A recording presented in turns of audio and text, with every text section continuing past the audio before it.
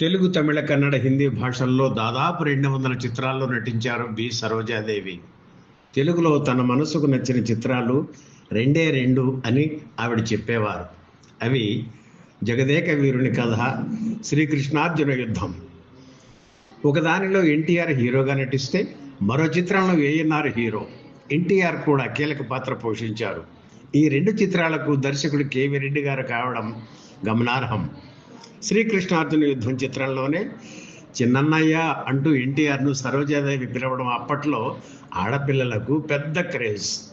శ్రీకృష్ణార్జున యుద్ధం చిత్రంలో 1000 శుభములు కలుగు నీకు పాట అంటే ఆవిడకు చెప్పలేనంత ఇష్టం. ఆ సినిమాలో సత్యభామగా నటించిన ఎస్ వరలక్ష్మి ఈ పాట పాడారు. చిత్ర దర్శకుడు కేవీ రెడ్డికి బి సరోజాదేవి అంటే ఎంతో అభిమానం. ఆవిడ రూపలావణ్యాలను ఆయన మెచ్చుకునేవారు.